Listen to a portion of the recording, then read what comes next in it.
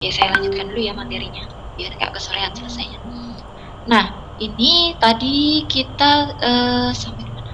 Ya, saya mau cek. Oke. Ada yang namanya data mining ya. Kemudian mining. Oke. Ada yang namanya big data. Nah, kedua pengertian ini ya, atau kedua istilah ini adalah fokusnya di pengolahan datanya. Ya. Pengolahan data ini asalnya adalah dari data allow annotate. Nah ini, oh ada yang request. Wah banyak sekali. Ini mau rekam semua nih. Saya allow semua aja ya. Oke lah, saya allow semua aja. Semuanya boleh rekam. Oke. Nah, nanti saling backup ya. Kalau ada yang error nanti bisa karena yang jelas adalah mungkin agak besar ya kalau dari bebek.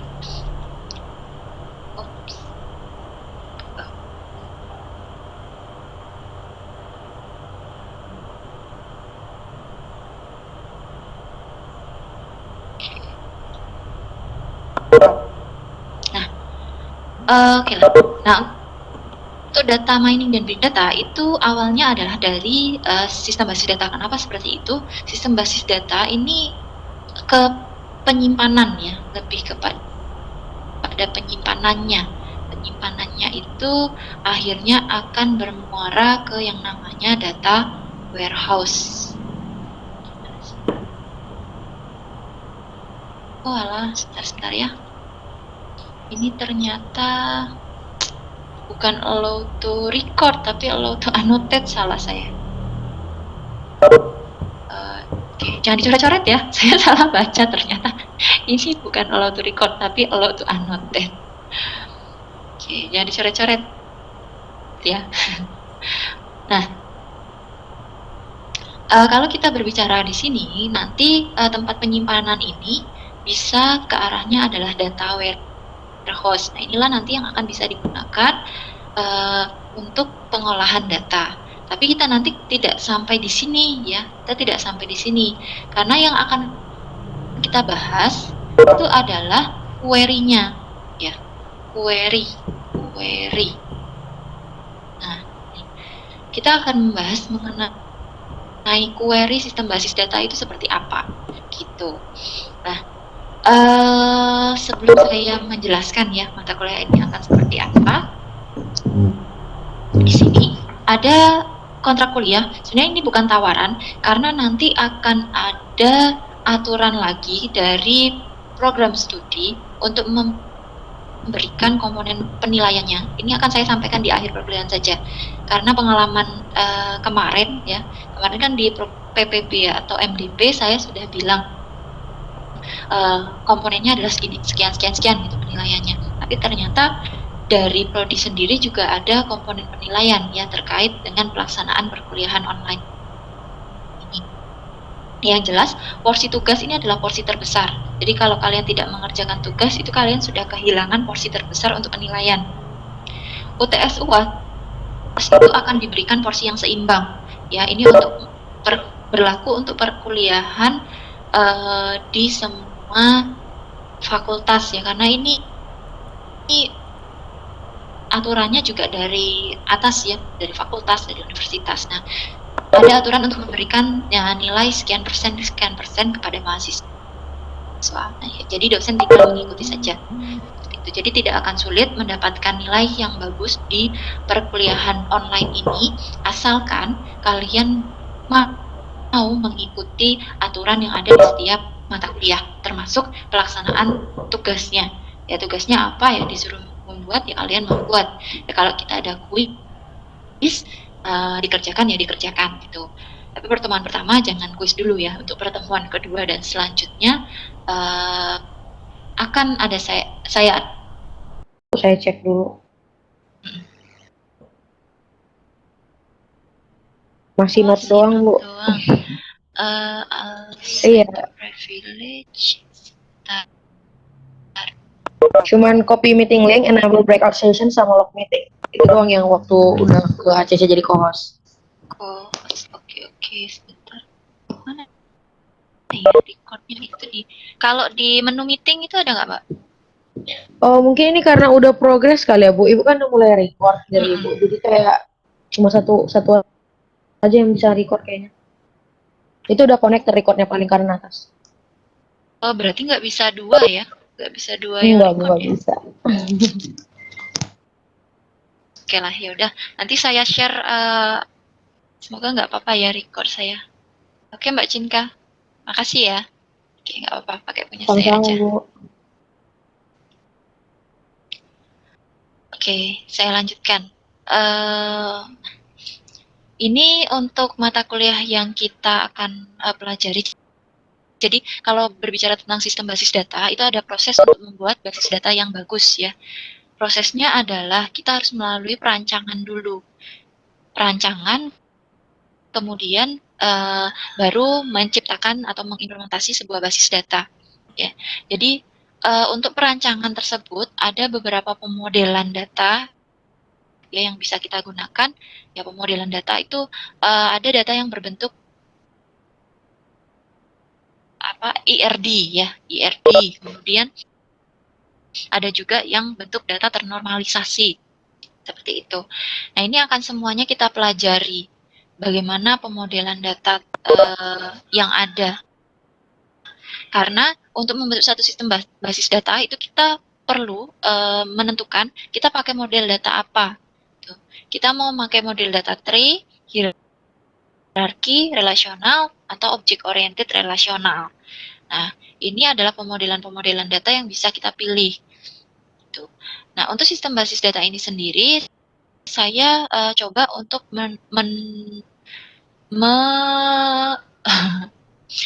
mendekati ya, mendekati pemodelan data relasional dan nanti sedikit tentang object oriented relasional. Karena nanti kita coba untuk ada prosedur ya seperti itu pendekatan object oriented. Tapi untuk relasional sendiri nanti pakai query-query di SQL gitu. Nah, kemudian nanti kita akan menggunakan RDBMS ya, RDBMS untuk mendesain adanya relasi-relasi antar data ya. Kemudian kita akan membentuk satu normalisasi data. Jadi data itu bisa berbentuk logik ya, kemudian kita ubah menjadi bentuk konseptual ya, dari bentuk logik kita ubah ke konseptual dan akhirnya kita akan implementasikan ke dalam satu basis data seperti itu. Nah, setelah melalui dua tahap ini ya kita akan masuk ke tahapan selanjutnya, yaitu kita mengolah database yang ada di RDBMS dengan menggunakan SQL ya, struktur query language. Perlu kalian ingat, SQL atau struktur query language ini adalah bahasa query terstandarisasi untuk mengolah basis data. Untuk SQL sendiri, bahasa SQL sendiri itu terdiri dari DDL ya, Data Definition Language, kemudian Data Manipulation Language, kemudian Data Control Language ya. Kemudian terakhir adalah Transaction Control Language. Ini masing-masing mempunyai fungsi dan aturannya sendiri-sendiri. Dari mulai Data Definition Language itu kita mulai create basis data, kemudian create table ya. Kemudian kita bisa insert row dan seterusnya, itu data definition language. Mulai data manipulation language itu kita bisa insert data ya, maksudnya insert untuk isi dari tabel yang sudah kita buat ya. Kemudian data control language ini kita bisa membuat privilege untuk user ya, password ya, kita tentukan password seperti itu. Kemudian transaction control language ini adalah untuk menentukan posisi terakhir nanti query yang akan kita gunakan itu seperti apa. Itu. Ini pengenalan dari SQL yang akan kita pelajari. Nah, RDBMS yang akan saya gunakan itu nanti adalah awalnya adalah mungkin saya gunakan XAMPP ya, SAM. Tapi sebenarnya ada yang bocor suaranya. Tapi sebenarnya kalian bisa belajar dengan beberapa RDBMS ya. Yang penting itu adalah open source atau gratis. Ada juga environment ya untuk belajar SQL itu dari Oracle, tapi saya juga tidak tahu itu apakah bisa kita gunakan di perkuliahan dari informasi. Oke, nah ini uh, nanti lebih jauhnya ya ada prosedur, function, and trigger. Ini adalah pendekatan object oriented relational. Tadi sudah saya jelaskan di awal. Ini pengenalan mata kuliah dulu. Oke. Nah, ini tujuannya adalah kalian bisa memahami ya konsep pemodelan data antara tree, hierarki, relasional atau object oriented ya. Kemudian nanti kalian bisa membangun sebuah IRD, kemudian data yang ternormalisasi ya. Karena untuk membangun satu sistem basis data itu tidak hanya melalui perancangan IRD, bisa langsung masuk ke perancangan normalisasi seperti itu. Tapi alangkah lebih baiknya ketika kita merancang menggunakan IRD dan juga dibarengi dengan perancangan normalisasi yang nanti hasilnya antara hasil normalisasi dan IRD itu saling mendekati seperti itu. Nah, ini kalian bisa menggunakan bahasa query, kemudian mahasiswa nanti bisa membuat prosedur function and trigger dengan untuk pengolahan data. Oke, ini referensinya belum saya tambahkan ya, satu lagi dari Oracle. Nanti saya update dulu baru saya kirim ke kalian. Gitu. Oke, sampai di sini mungkin ada yang ditanyakan dulu sebelum saya masuk konsep basis data. Jadi saya bahas sedikit tentang apa sih itu basis data. Oke.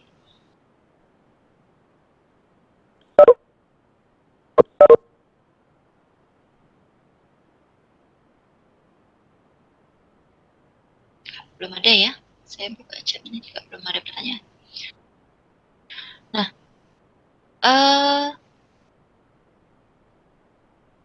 konsep basis data ya. Ini jam. Oke. Sebelum saya masuk ke sini, saya share untuk presensi dulu ya. Saya share presensi untuk kelas A. Nanti kelas B nanti. Setelah kelas A selalu lebih banyak dari kelas B ya.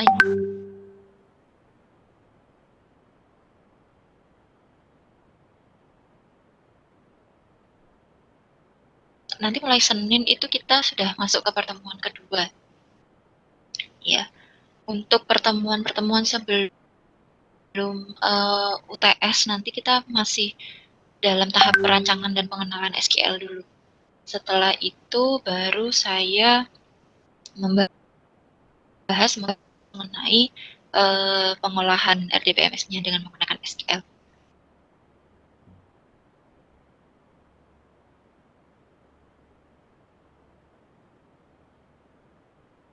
Oke, kita beruntung ya bisa bekerja sama dengan Oracle untuk membuka kelas ya, tapi sayangnya karena memang dosen atau sumber daya ya dosennya sedikit ya, jadi hanya beberapa orang yang punya akun di situ di Oracle. Itu. Nah, sudah 74 ya. Mungkin oke saya share kembali PPT saya. Nah, sudah ada yang ini. Nah, oke ya, silakan. Kalau yang tidak bisa presensi bisa dituliskan di chat nama dan NIM-nya ya. Ini konsep sistem basis data. Kalian bisa analogikan ya, kenapa kok kita butuh yang namanya basis data. Kalian analogikan dengan yang namanya lemari ya, lemari arsip yang kalian gunakan untuk menyimpan data mata kuliah semester 1, 2, dan 3 ya. Di sini ada KHS kalian, ada transkrip terbaik kalian, kemudian ada yang namanya KRS kalian ya, semua yang sudah di print. Kemudian ada juga sertifikat, mungkin kalian ikut lomba ya di semester 1, semester 2, dan semester 3, atau kalian menjadi asisten praktikum dan dapat sertifikat ya. Di situ kalian simpan arsipnya. Nah, suatu saat ya ketika kalian tidak menyimpan itu sesuai dengan semesternya, ya kalian campur semuanya di satu lemari ya tanpa dipisah-pisah sesuai dengan semesternya. Bayangkan betapa ribetnya kalian mencari arsip yang kalian butuhkan gitu ya. Sama juga kalau misalnya kalian menyimpan baju ya, baju kalian di lemari, dan kemudian kalian simpan semua baju itu jadi satu ya, mau jaket, celana, kemudian apa namanya t-shirt ya, kemudian ada kemeja ya, kemudian ada kaos ya, ada shirt di situ, kalian campur jadi satu di lemari. Kemudian kalian mau mencari, kalian buru-buru mau pergi, kalian mau mencari, nah ini kalian bisa bayangkan pusingnya kalian akhirnya semuanya diacak-acak ya, isi semuanya harus dibongkar dulu satu persatu, kemudian kalian cari. Nah, kalau arsip kalian jumlahnya sedikit, tidak usah disimpan di lemari dengan terpisah-pisah ya, dengan kategori tertentu, itu tidak masalah ya, masalah. Tapi bayangkan kalau yang kalian simpan itu jumlahnya banyak, jadi kalian perlu untuk menyimpan sesuai dengan kelompoknya sendiri-sendiri. Nah, itulah yang kita lakukan di basis data ya. Basis data itu sebenarnya awalnya adalah file ya, filenya jumlahnya adalah banyak. Kalian sudah pernah belajar Excel ya, di Excel itu kalian bisa mengkategorikan ya, sudah bisa mengkategorikan, file yang ini namanya adalah mahasiswa, file berikutnya adalah dosen ya, dan seterusnya. Nah, file tersebut disimpan di dalam satu tempat penyimpanan tertentu. Kalian bisa bayangkan kalau misalnya file ini jumlahnya sangat banyak sekali ya. Oke, kalau menggunakan Excel mungkin kita masih bisa untuk menyimpan. Nah, mungkin kalau menggunakan Excel pun kita masih bisa untuk mengkoneksikan Excel tersebut ke sistem informasi yang kita buat, misalnya seperti itu. Tapi kalian bisa bayangkan ya, bagaimana kalau misalnya kita mau cepat ya, secara cepat mencari filenya itu ada di mana, datanya itu ada di file yang mana gitu. File 1K, file 2K, atau file yang ketiga ini. Gitu. Nah, untuk mempercepat pengolahan ya, perubahan data, kemudian pencarian data ataupun manipulasi data yang terjadi ya di tempat penyimpanan, ini kita gunakan yang namanya basis data. Nah, sistem basis data. Sehingga jika ada data-data dengan nama mahasiswa, kemudian dosen, ya kemudian tendik, ya kemudian mata kuliah, nah ini bisa kita pisahkan. Tidak kita jadikan satu ya, mahasiswa, dosen, tendik, kemudian mata kuliah, itu tidak kita jadikan satu di satu tabel gitu. Jadi basis data ini adalah kumpulan dari beberapa tabel ya yang sudah dikategorikan sesuai dengan pengelompokannya masing-masing gitu. Kalau ada satu tabel seperti ini ya, apakah bisa kita katakan sebagai basis data? Hanya satu tabel. Bisa tidak kita katakan sebagai sistem basis data?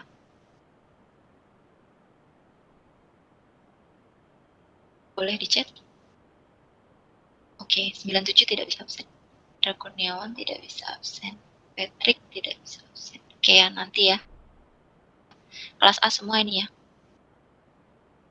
Nanti dulu ya, saya selesaikan dulu. Oke, kalau satu tabel seperti ini, hanya satu tabel, apakah bisa kita katakan dia sebagai sistem basis data? Bisa. Oke, Galih mengatakan bisa.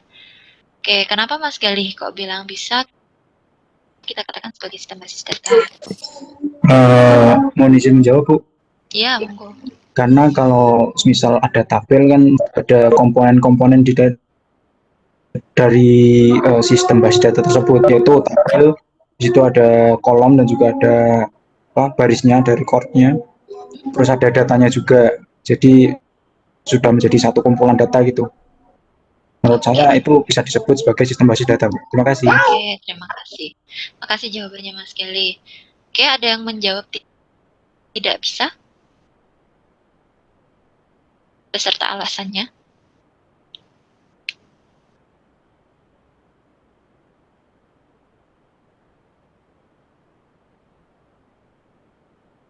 Oh, bisa semua ini ya.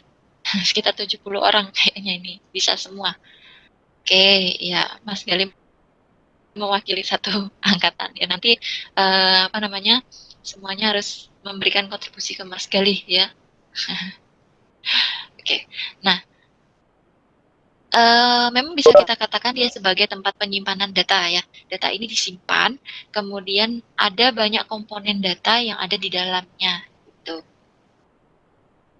Tapi kalau kita kaitkan ya, ini kita belum masuk tadi relasional.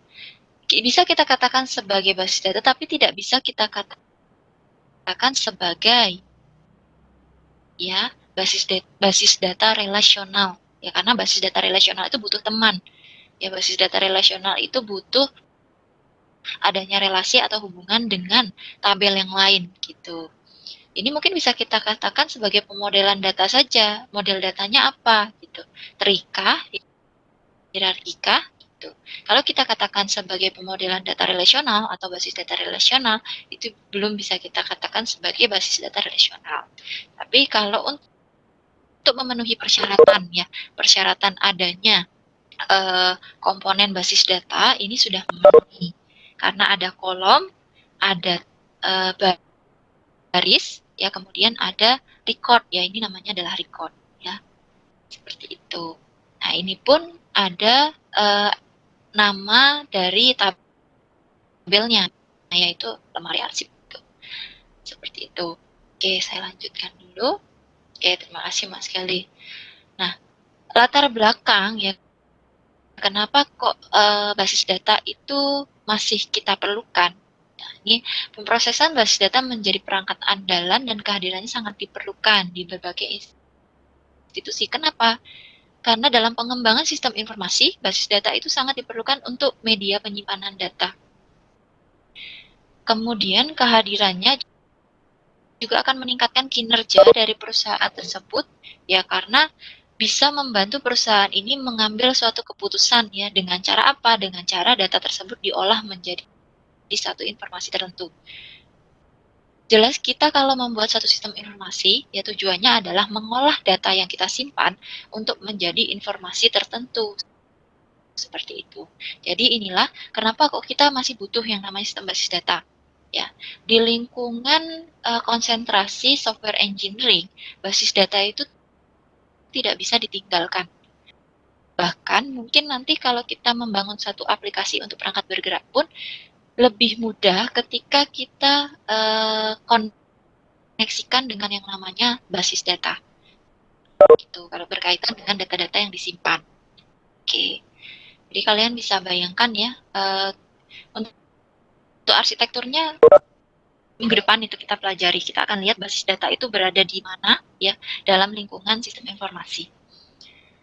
Oke, nah ini sendiri basis data ini berisi kumpulan data yang saling berelasi. Ya, ini relational database yang akan kita bahas di perkuliahan ini. Penyimpanannya tidak boleh adanya pengulangan atau redundansi. Kemudian organisasi yang dibuat ya untuk basis data itu sendiri kita buat sedemikian rupa terstruktur ya, terorganisir sehingga nanti kita akan cepat untuk mengolah dan memanfaatkan data tersebut gitu. Nah, kumpulan file, tabel atau arsip yang saling berhubungan ini akan disimpan di satu media elektronis. Jadi, kalau kalian lihat di sini, basis data relasional itu fokusnya adalah ke Pencil Tools, adalah ke kumpulan data ya.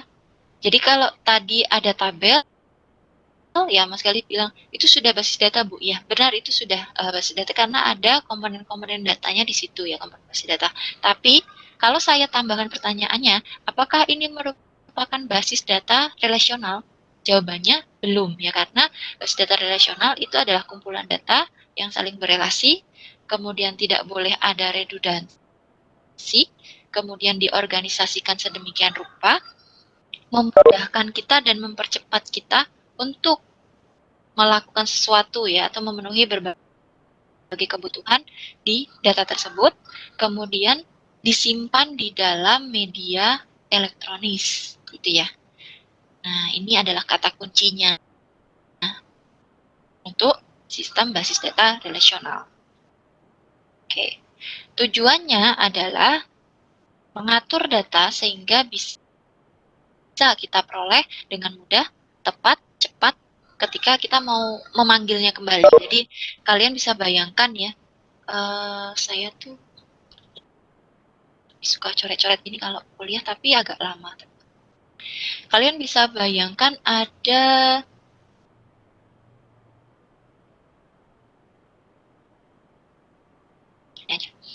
beberapa file ya di sini yang isinya adalah data-data di sini adalah data-data mahasiswa, ini adalah data dosen. Ya bayangkan mahasiswa Undip itu ada berapa ribu orang ya. Kemudian saya ingin mengambil satu mahasiswa dari misalnya kesehatan masyarakat dengan NIM sekian sekian sekian gitu. Untuk mengambil itu kita tidak mungkin mencarinya ya di satu tempat penyimpanan, kita cari semua ya, semua fakultas itu kita cari, dari fakultas teknik, kesehatan masyarakat, psikologi, kemudian semua fakultas di Undip itu kita jelajahi satu persatu. Itu akan membutuhkan waktu yang sangat lama ya. Dengan bahasa query itu kita bisa menginputkan nanti persyaratan-persyaratan. Misal kita cari mahasiswa, mahasiswa itu asalnya adalah dari Fakultas Kesehatan Masyarakat ya. Kemudian dia masuk ke, misalnya di situ ada konsentrasi apa ya? Mungkin ada K3 gitu ya. Konsentrasi K3, kemudian dia adalah angkatan 2020 gitu. Nah, ini akan memudahkan kita untuk mencari daripada kita harus menjelajahi seluruh storage ya yang berisi data mahasiswa ini. Gitu. Nah, ini untuk tujuannya. Oke. Nah, ini banyak sekali ya manfaat untuk sistem basis data, kecepatan dan kemudahan, kebersamaan pemakaian, kemudian kontrol datanya terpusat, kemudian penyimpanannya juga lebih efisien, lebih akurat, kemudian ketersediaan datanya itu terjamin, ya kelengkapan datanya terjamin, terus ada keamanan juga karena kita bisa memberikan privilege untuk user gitu ya. Kemudian mudah juga ya, kemudahan dalam pembuatan program aplikasi baru ya, kemudian user view-nya lebih menarik gitu ya. Nah, ini untuk kecepatan dan kemudahan. Di sini kita membahas adalah untuk manipulasi ya, perubahan, penyimpanan, input data ya, penarikan kembali data ini bisa lebih cepat dan lebih mudah gitu. Kemudian basis data ini juga tidak terbatas untuk satu user saja. Misal saya membuat basis data, kemudian saya membuat user kedua gitu ya. Misalnya Mbak Cinka tadi saya jadikan user kedua. Saya bisa memberikan privilege ke Mbak Cinka untuk melakukan query dengan basis data yang saya miliki. Gitu. Jadi kita bisa berbagi, tidak hanya terpusat ke satu orang saja. Tuh, kemudian kontrol datanya terpusat jelas ke satu ya, admin tertinggi ya nanti yang akan mengontrol pemberian akses ya untuk basis data tersebut. Kemudian ini efisiensi ruang penyimpanan karena tidak ada redundansi, kemudian dia saling berelasi sehingga kita akan mempersempit ruang penyimpanan sesuai dengan data-data yang penting-penting saja. Gitu. Kemudian lebih akurat datanya ya. Lebih akurat ini mungkin kita bisa katakan data itu untuk perubahannya tidak sembarang orang bisa merubah data. Jadi keamanan juga ya, kaitannya juga keamanan ya, datanya akurat karena berasal dari sumber yang terpercaya, kemudian juga diolah oleh orang-orang yang dipercaya. Gitu. Kemudian ketersediaan ini bisa menjamin ketersediaan data ya kapanpun dibutuhkan. Ya misalnya di sini satu bank swasta gitu ya butuh data nasabah dari cabang yang lain gitu. Ada beberapa cabang dari bank tersebut dan butuh satu bank di cabang yang agak jauh itu butuh dari cabang yang lain. Ini bisa diakses dari mana saja gitu. Terus keamanan ini berkaitan dengan password ya tadi ya, akses kontrol untuk pengolahan datanya. Terus ini untuk kemudahan dalam pembuatan program aplikasi baru. Ini jelas kalau kita punya sistem basis data ya kita bisa melakukan ekspor import ya dari basis data tersebut, mau kita koneksikan kemana ya. SQL kita koneksikan ke PHP, kita bikin satu sistem informasi, bisa kemudian database itu kita juga koneksikan ke mobile programming ya, mobile programming untuk membuat satu aplikasi perangkat bergerak itu juga bisa seperti itu. Jadi kalian bisa bayangkan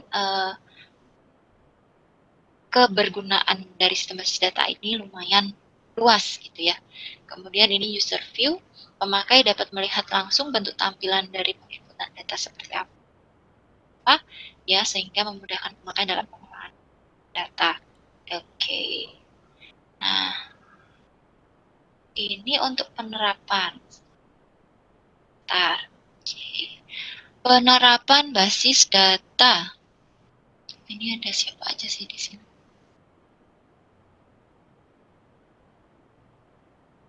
Saya nggak bisa lihat partisipannya. Ada 107 orang. Itu. Nah, ada penerapan basis data. Ini mungkin ada yang bisa. Oh, sebentar ya. Untuk penerapan basis data. Nah, ini saya masuk ke pendidikan dulu.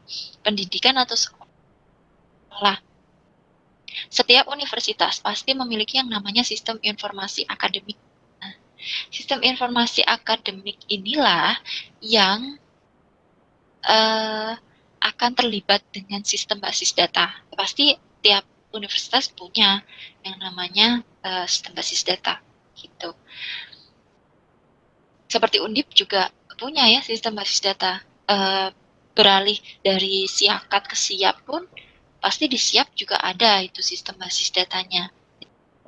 Ya, tidak mungkin mengelola data mahasiswa jumlahnya ribuan, dosen itu jumlahnya juga ribuan, dosennya Undip ya. Kemudian tendiknya juga jumlahnya banyak, itu dikelola tanpa adanya basis data. Nah, itu impossible.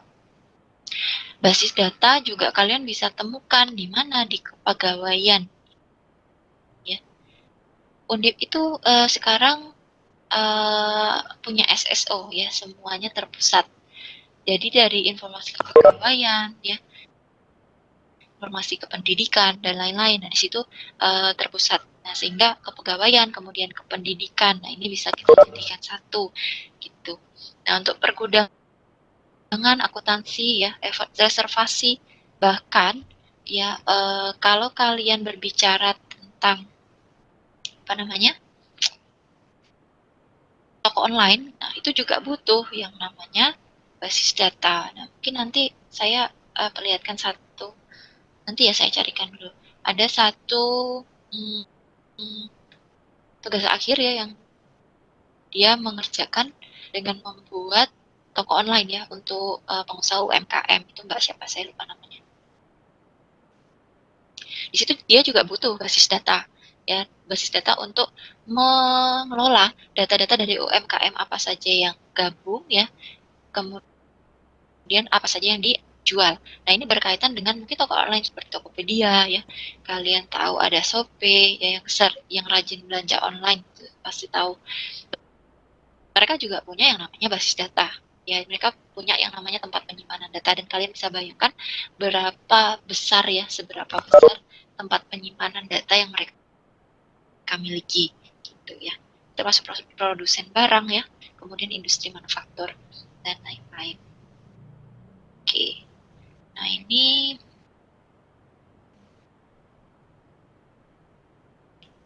Nah, ini kita masuk ke sini.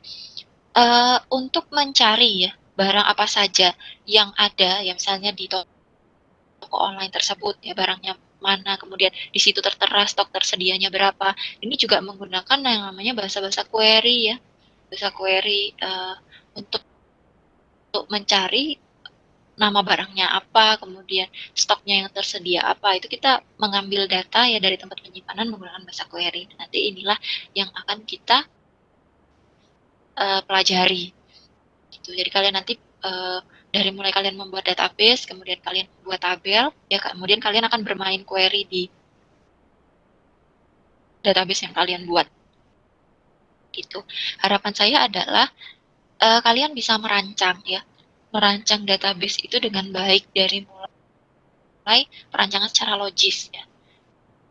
Untuk perancangan itu kadang sering ditinggalkan, apalagi untuk membuat IRD. Nah, akibatnya adalah kita sulit untuk memberitahukan ya kadang ke user yang akan menggunakan sistem informasi yang kita buat itu gambarannya adalah seperti ini loh gitu. Untuk basis data sendiri, perancangan jelas menggunakan IRD ya, atau kalau kalian mau langsung masuk ke perancangan konseptual, kalian masuk ke normalisasi. Tapi alangkah lebih baiknya kalian bisa menggambarkan ya basis data itu ke dalam bentuk IRD terlebih dahulu seperti itu, atau lebih jelasnya lagi nanti kita menggunakan EERD ya, Enhanced Entity Relational Diagram seperti itu. Nah ini untuk pengenalannya. Karena saya agak bingung ya kadang banyak yang membuat IRD itu setelah database-nya jadi. Sehingga ketika ditanyakan ini sudah normal belum tabelnya? Sudah melalui tahap normalisasi belum? Ini bentuk normal keberapa? Nah, ini sangat sulit dijawab. Gitu. Sebenarnya tidak semua orang sih menggunakan ini. Tapi memang inilah yang kita pelajari di software engineering gitu ya. Oke, ini masuk kemana ini? Oh, operasi dasar basis data. Oke. Nah, ini nanti beberapa yang akan kita pelajari ya, ada create table, drop table, create tabel ya, drop table, update, insert, delete, retrieve, research ya, kemudian dan lain-lain. Nah, ini yang operasi-operasi dasar yang nanti akan kita pelajari, termasuk nanti memberikan privilege, membuat user ya, bagaimana user itu bisa mengakses data kita seperti itu. Nah ini oke.